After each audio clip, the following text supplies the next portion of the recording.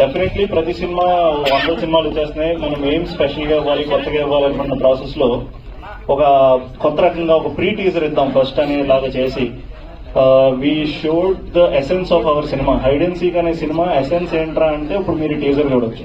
And ఈ teaser చూసి బాగాలేదని చెప్పండి, ఆ సినిమా వరకు కూడా వెళ్ళక్కర్లేదు. ఫస్ట్ ఈ టీజర్ చూసి బాగాలేదని చెప్తే then we are already to accept next రేపు ఎప్పుడు we should accept and we should go and ask them ఎందుకు నచ్చలేదు అనేది కూడా. సో అందుకు ఇంత కాన్ఫిడెంట్ గా ఉన్నాం. సో అలా అంత కాన్ఫిడెంట్ గా ఈ రోజు we are presenting you hide and seek. Today is day, starting day కాబట్టి అందరికీ ఫస్ట్ థ్యాంక్స్ చెప్పుకుంటాం. రైట్ స్టార్టింగ్ ఫ్రమ్ మా ప్రొడ్యూసర్ నరేంద్ర గారి నుంచి, ఈ సినిమా మొదలైంది ఆయన నుంచి. ఒక ప్రొడ్యూసర్ ని మధ్యకాలంలో ఒక కథ నమ్మడం అనేది చాలా కష్టమైన విషయం. ఎందుకంటే సినిమా హ్యాస్ చేంజ్డ్, ఓటీటీలో వచ్చినాయి, థియేటర్ రన్స్ తగ్గినాయి అంటున్నాం, లేదా ఇంకొక రీజన్ అలా చెప్తున్న ప్రాసెస్ లో ఒక ప్రొడ్యూసర్ కేవలం స్టోరీని నమ్మి సినిమా చేద్దాం అనుకుని వచ్చిన ప్రొడ్యూసర్ నరేంద్ర గారు. ఆయన కన్విక్షన్ అండ్ ఆయన పేషెన్స్ ఒక రోజు కాదు సినిమా చేయాలంటే ఓవర్ ది ఇయర్స్ పడుతుంది.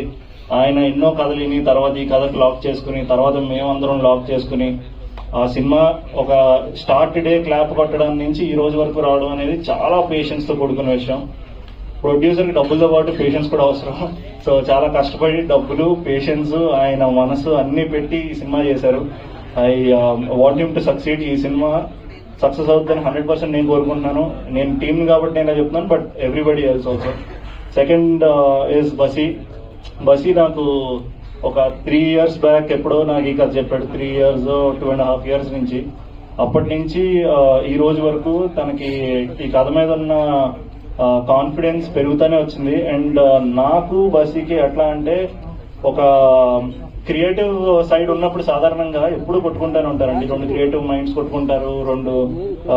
అంటే ఒకటే పని ఇద్దరు క్రియేటివ్ వాళ్ళు, ముగ్గురు క్రియేటివ్ వాళ్ళు చేస్తూ ఉంటాయి, కొట్టుకుంటానే ఉంటాం. ఎందుకంటే ఇంకా ఏదో బెటర్ గా చేయొచ్చేమో అనుకుంటాం. ఎందుకంటే మా సొంత బేబీ కాబట్టి దీన్ని చెప్తానికి ట్రై చేస్తుంటాం.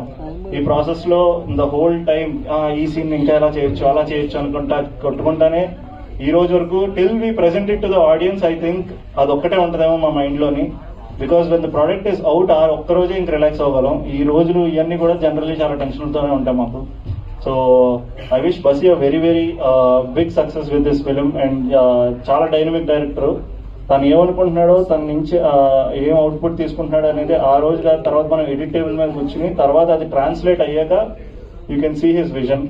అండ్ ఆ కాన్ఫిడెన్స్ నాకు ఎప్పుడు వచ్చిందంటే మా సినిమా నవీన్ ప్రజెంట్ చేస్తున్నారండి. నవీన్ కి I should be very thankful. So అది కాన్ఫిడెన్స్ ఎప్పుడు వచ్చిందంటే every time through the cinema నేను బసీకి చెప్తా ఉండేవాడిని. నేను అంటే ఒకసారి మనం నవీన్తో కూర్చున్నాం, ఇలా చేద్దాం, అలా చేద్దాం, ఇది వెన్ ఫైనల్ కాపీ వచ్చి ఒకసారి ఆయన చూశారు నవీన్. ఆయన చూసి వెంటనే ఫోన్ చేసి ఈ సెట్ బ్లాక్ బస్టర్ అదిరిపోయిన విషయం. దానికి నాకు ఇలాంటిది కొన్ని నిజంగా నేను చేసిన సినిమాలు ఇలాంటి కొన్ని వచ్చినాయి. కేరెన్స్ చేసినప్పుడు ఇలా అదిరిపోయిన బ్లాక్ బస్టర్ అనేది వచ్చింది.